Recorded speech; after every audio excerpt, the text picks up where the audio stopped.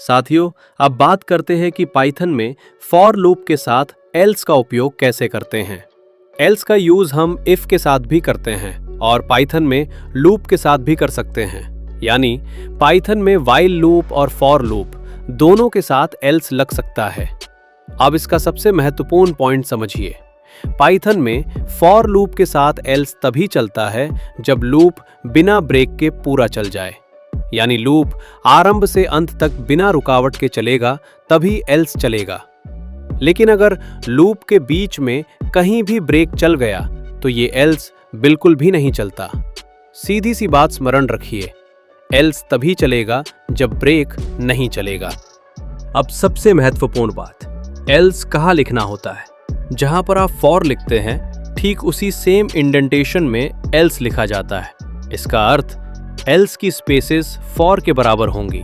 ये लूप के अंदर नहीं लिखा जाता। और लूप के अंदर कहीं भी ब्रेक एग्जीक्यूट हो गया तो समझ लीजिए एल्स नहीं चलेगा, लूप वही रुक जाएगा। यही होता है फॉर लूप के साथ एल्स का पूरा लॉजिक। एग्जाम्पल, बिना ब्रेक एल्स चलेगा।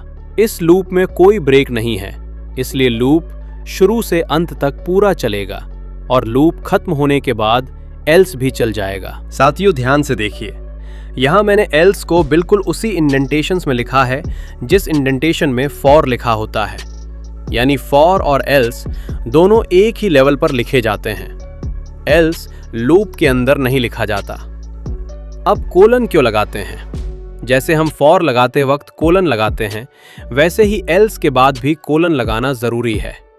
कोलन पाइथन को पुट्स आता है कि अब नीचे ब्लॉक शुरू होगा। एल्स के नीचे प्रिंट को 4 स्पेसेस क्यों दिए? क्योंकि एल्स एक ब्लॉक है और ब्लॉक के अंदर आने वाले हर कोड को 4 स्पेसेस देकर लिखना पड़ता है।